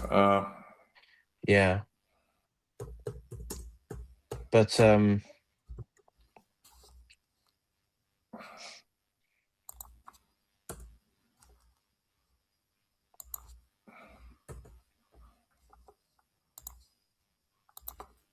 Oh, sorry, William. I thought you were talking still. There was always a forlorn hope. Badajoz was a particularly nasty siege. The troops went a bit out of control afterwards, but that was also quite common in sieges in those days. The French did it too, and probably worse than the British, actually, most of the time. But Wellington only had one army. And had he suffered a major defeat where he lost thousands of troops, British army would have been withdrawn from the peninsula. Almost certainly the British government would have withdrawn them. So Wellington couldn't afford a major defeat, and he never had one. He won every battle he fought, really, in the Peninsular War. So soldiers, is it also true that in the men that volunteer for this, for a Forlorn Hope, if they were, you know, soldiers seeking a pardon for, like, some sort of disciplinary action or something like that, that Yes, this so they if they volunteered, if you had a crime outstanding against you, it would be forgiven if you joined a Forlorn Hope. Yes. okay, yeah, So yeah, it was one of the reasons soldiers would do it. because that's funny, because and there are some out there. I don't know if this is like maybe there's a confusion, that I know some people thought that you'd be sent there as a punishment role. It's not No, actually. never. No, because I would say that would totally wreck morale. That would be Yeah, like the no, worst thing to do in an no, it army. was quite the reverse. People volunteered for it. As I said, As a if you were not, redemption role, as well, like a redemption partly, but mainly for promotion. As I said, an officer in a Forlorn Hope would get a step in rank. He'd go up a rank. So a lieutenant would be promoted to captain. A captain would be promoted to major, right? If he survived, and then a sergeant who was in a Forlorn Hope would almost always be commissioned. So he'd become a lieutenant. So as in like Sharp, for example. Yeah. So And I mean, it really is happens. worth it. That happened quite a lot, by the way. It was quite common. I wouldn't say it was like it didn't happen every day, but it was reasonably common for sergeants to be commissioned. You know, one of the famous ones is Sergeant Hewitt of the Scots Greys, who was commissioned at Waterloo for capturing a French eagle. That sort of thing happened quite frequently. Yes. So yeah, but Wellington defeated every single French marshal who was sent against him, without exception. And as I said, by 1813, was actually invading the south of France. And Britain was the first Allied nation to actually invade France. We did that before the Prussians, the Russians, or the Austrians. True, we did. And so, 18. You know, 1813 really was when Wellington started invading France. He took very few Spanish troops with him. He did take these Portuguese troops, who were very well disciplined by this time, but he didn't take many Spanish because he knew damn well that the Spanish would do to the French what the French had been doing to the Spanish, and that would probably turn the French civilians against him. Whereas what really happened, because he didn't take any Spanish troops, the French civilians in the south of France actually preferred the British army to their own, because their own army used to steal stuff from them, whereas the British army used to pay for it. So there we go. Yeah. The reason I was in Forlorn Hope is down the road from me, there's an old hillside fortification that was part of a church, but it became a temporary fortification during the Civil War. And it's mostly wrecked because of the fighting, but there were a few. I mean, there were a few times where they managed to get into the church, like in a Forlorn Hope style. Managed to get in through gaps and holes, but then were forced back, and it was a very, very long-term siege, constant siege and sieging, and being cut off. Those inside. Royalists inside and the parliamentarians on the outside. Sure. Yeah, so, and incidentally, by 1814, Wellington had an army of British and Portuguese troops, which was over 40,000 men. It was quite a sizable army that Wellington had when he was in the south of France. And he even had a decent number of cavalry and artillery by this stage. So yeah, the British Army got stronger and stronger during the Peninsular War. And with how was Wellington's army when it came to dealing with the local population? Because obviously in Spain it's a bit different, because the local population, they're sort of on by and large, they're on Wellington's side. They're be on the British side. How was it in France though? Yeah, no, like as I said, the local French, for the most part, and don't forget, by 1814, the average Frenchman was pretty pissed off with Napoleon and his constant wars and constant losses of French young men.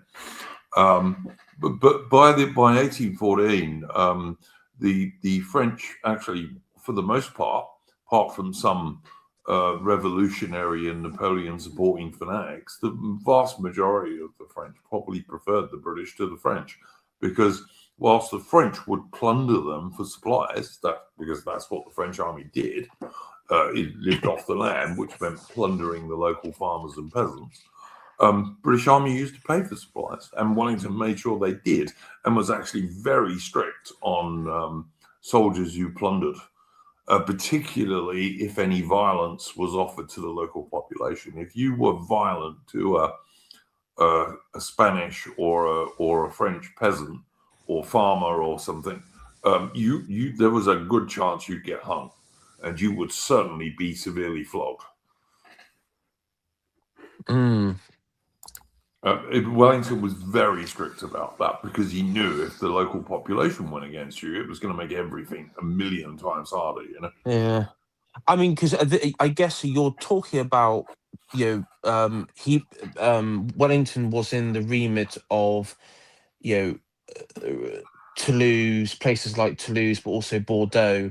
These were the areas where you had previous royalists, and also counter-revolutionary rebellions against the, a decade earlier, effectively. You're quite right. You're quite right, William. This is true. A military theorist wants to know what British military policemen were called. They were called provosts.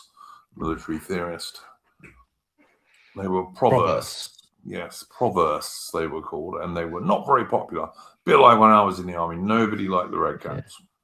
Yeah. They were called many. Those chaps were called many things by British soldiers. None of them pleasant. I remember, God, that when we were in Cyprus, I remember that term being bandied about as well, provost. Yeah, maybe in the same context. Yeah, I would imagine so. It's one way of describing them. But you also had things called regimental police, who were responsible just for that sort of thing in their own battalion. And in my experience, those guys were usually assholes too, because that's why they joined that particular unit, because no one made you, you know. So yeah, I mean, I do remember the RMPs were not very popular, and they're not. It was really funny. There's a funny story actually. When the Green Jackets arrived in Cyprus, there was an uptick in theft on the bases, and the RMPs really targeted them because they believed it was them. And it may have been, I don't know, but the Green Jackets are, of course, the descendants of the Rifle Brigade and the King's Royal Rifle Corps. So yeah. But those guys received quite modern training by the standards of the rest of the army. They often operated they usually operated in pairs, because given they had a muzzle loading rifle, the idea was that one guy would be loading while the other guy was firing. And so you could keep up a constant fire on the enemy. Okay, I think we have covered quite a lot of this. Now, I did send Aubrey Alley an invitation to join the end of the stream, so she could talk about this show. So given she's not here, William, would you do so? Yeah, so tomorrow, Aubrey on her, I believe it's on her channel, 7 p.m. So. Yeah, 7 p.m. UK time, is going to be doing a stream about relationships and dating. So there you go. And she wanted to plug this. Why she thinks many people who are going to watch this, who watch a military history stream, I've got no idea, but she may be right. And Aubrey Alley is a member of the Discord. So if you're interested in that kind of thing, do tune into her stream. Tomorrow at 7 p.m. I think you're going to be a guest, aren't you, William? I think you're going to be a guest, aren't you, William? Yep. He's obviously not listening. Or he's muted or something.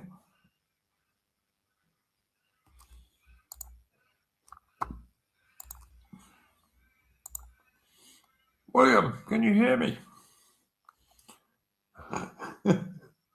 He's gone. He's gone. Okay. Hopefully he'll come back. But yeah. So check Orb Reality's channel tomorrow for that. I think, unless anyone's got any questions or anything like that, I think we've basically covered this topic for the most part. People will probably have gathered this is something I really love. I've been studying this stuff since I was a fairly small child. So, yeah. Someone wants to know if I've done a stream on the War of the Austrian Succession. No, I don't think I have. I don't think I have, military theorist. Most of my streams are strictly about British history for the most part.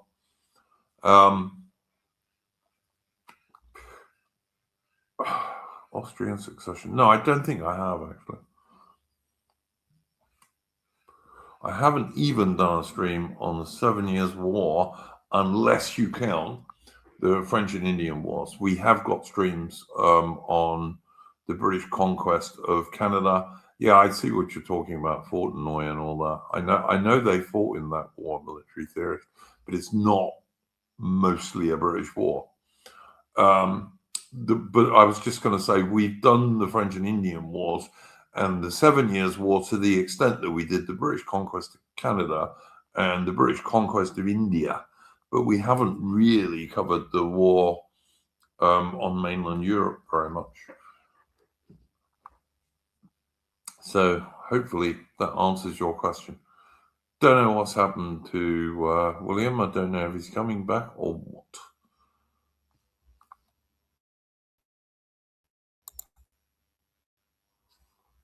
All right. I don't think we got any super chats. Nope, we don't.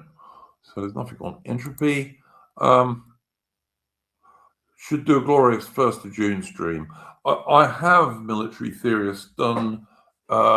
I've done streams on Nelson's Navy. That's on the officers and men who fought in the Royal Navy in the Nelson era. I've also done, I think, 2 streams on Nelson himself. I've done several streams on the Battle of Trafalgar as well. Have I thought about a stream about the long-range desert group, says Richard Hughes. Not really. No, I haven't. I did do a stream on, or a long time ago now, on the British Army in Northwest Europe in 1944 and 1945.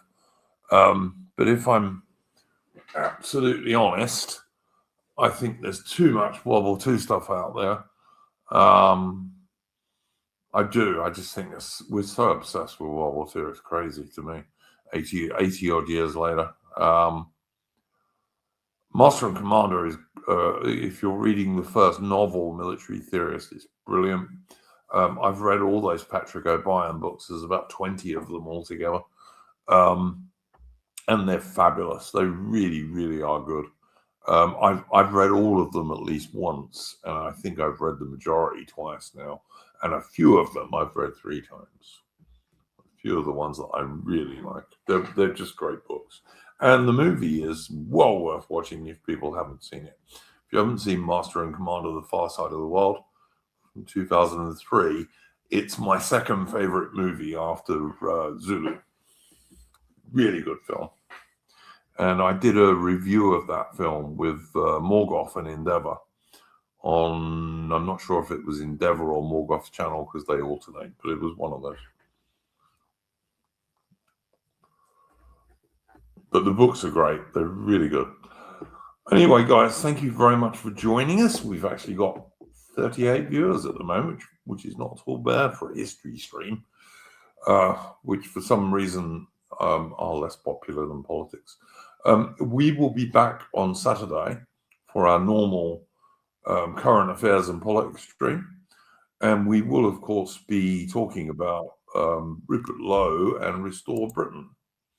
Hang on, someone's sending me a message somewhere. Oh. What am I getting here?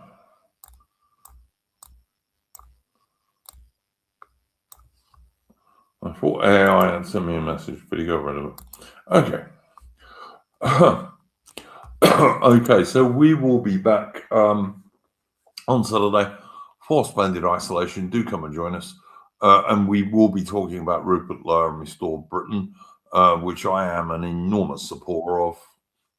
Hang on, William's joined us again. William, good day, mate. You're back. Oh, hi there. Sorry, we just lost the internet temporarily. Oh, I'm sorry, mate. Would we talked about Orb Reality Stream. I'm just saying we'll be back on Saturday for Splendid Isolation. And we will be talking about Rupert Lowe and Restore Britain, obviously. We're big supporters of Rupert Lowe and Restore Britain on my channel. And you'll find most of my Discord members, like William here, are also supporters, I believe. I think you're a supporter, aren't you, William? I am. I've got a video coming out tomorrow where I actually raise a few things about Restore and what I think they need to do, and basically what I think they need to avoid and who they need to avoid more importantly. And I will be honest, I do talk about my concerns with I think one of the concerns I have with one of the people that they is someone out of date now, because it has been confirmed that they're not going to have anything to do with it, so that's fine.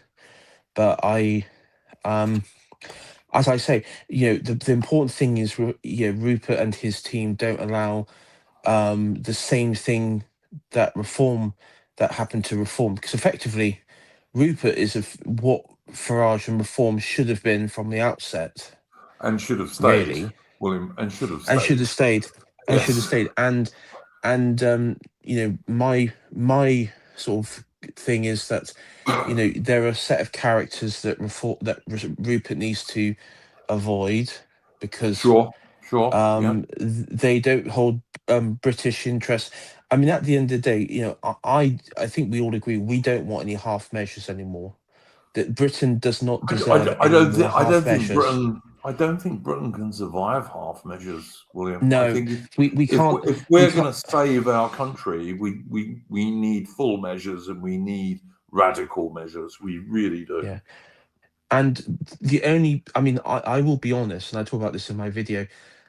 One thing that has amazed me is how unified the British, let's say, right and dissident types on this. They've actually been. I thought there would be more skepticism and pushbacks and claims. Everyone I like's behind this, William. Everyone, Morgoth, Steve Laws, Carl Benjamin, Dan Bow, Millennial Woes. I just academic agents behind. Yeah, I don't know anyone who's not behind Rupert Lowe and Restore Britain. I mean, as the saying goes, aim high and vote low. And I think the person who came out with that was Tom Rousel, Survived the Jive, who's also behind him. Yep, 100%. Even those who, don't believe in political solutions and are self-proclaimed anti-politics types have maybe not come out in support of Lowe in Restore Britain, but have supported the concept of it. Yes, which is quite amazing, because those people totally don't engage in politics and on that level, which is quite interesting. I've never seen the dissident right so united on something as they are in supporting Rupert Lowe and Restore Britain. Never seen it. It gives me a great deal of hope. Even Nick Griffin on a podcast a couple of weeks ago, actually. I think it was a week ago. So this is before it was announced. Even Nick Griffin, when he was asked, like, is there one politician that you think is quite it gives you, I guess, like hope or something. And he said, first he said no, but then he said the only one that interests him is Rupert Lowe, because he says Rupert Lowe talked about banning halal meat, but then also talked about the kosher as well. Yes, And ban that is both. quite a Ban both. They're both yeah, against British animal welfare laws. They are. They should be yeah. banned. And both, I mean, that is quite, that for anybody in the West is a very radical statement. And I don't mean the halal meat, I mean Yeah, no, I know other what you. I know what you're yeah, saying. you know what I Yeah. mean. It is quite a radical statement. And you know, so for me, that unity around Lowe is something that I did not expect. I expected actually the opposite from it, but Yeah. yeah. No, I think it's military theorist says he doesn't think there's any point in banning them. It's a non-issue. Disagree entirely. I think it's fundamental. I think it's taking Britain back for the real people of Britain. Real Well, British I mean, people are Real British people are Anglo-Celtic people. I don't go with any of this nonsense that the British are not a race or anything. Yes, we are. I'm an Englishman. We're a race for sure. And yeah, it's very symbolic to take Britain back for the real well, people of Britain. there was an article today on that issue that basically demanding Lowe, sort of change his position on this, and it's not from a Muslim, let's say, but No, what talking a surprise! yeah, and What they're a saying like surprise! if we can't eat our meats, then how are we going to live? And it's kind of like people in the replies was, the neat thing is you don't have to stay here, you just go. Yeah, I mean, exactly. and that's what it comes down to. Yes, if you don't like it, you can buzz off them. That's good. No one cares. Someone's saying Europeans eat blood sausage. Yep, well, so the point about halal and kosher slaughter is that it's cruel. Well, it's ritualistic. It's non-stun slaughter, which is Yeah, against British animal welfare laws and should and be also banned in Britain. it's ritualistic. It's ritualistic because in their understanding of the sort of like their semi-religious worldview is that these meats, that there is an uncleanliness to them, so it's ritualistic. And okay, maybe not everyone here is a Christian or something, but the reason why in Christianity and in the West we don't have any of that is because there is no concept of unclean or anything like that. That has been, that was washed away Yeah, for sure. in Look, New I Testament want to or that sort of be, thing. I want to be a bit careful here, William, because this is not a political stream; it's a history stream. Yeah, it's a history stream. So I don't want to get too much into this. If you're interested in this subject, I will say to people who are watching this now, Watch us this Saturday. watch us on Saturday, and we will go Yeah. into this stuff in quite a lot of detail. And I think most of us will agree on this stuff. I'm totally behind Rupert Lowe Restore Britain. I think it's very encouraging that the reform cultists on X, for example, are already suggesting that anyone who supports Rupert Lowe and Restore, they're saying block them because it's only been 3 days and they're already trying to run away. It's kind of cool, actually, I think. So aim low and vote. Aim high and vote low. Yeah, check out my video. It's coming out tomorrow morning. I shall look forward to that one. And that is, I will say, it's not a criticism of Restore, but it's just a warning of what for them to avoid, what things to avoid, and people to avoid. All right, guys, we'll see you on Saturday, 9 p.m. British time, for Splendid Isolation, number 250, whatever it is. I can't remember now off the top of my head. But join us for that. And thank you for watching this evening. Hopefully you've got a little bit more idea of British Army tactics in the Napoleonic Wars, when the British Army was remarkably successful, it has to be said. But anyway, thank you to my guests, Mitch, and to William Granville, and we'll see you on Saturday. Go well.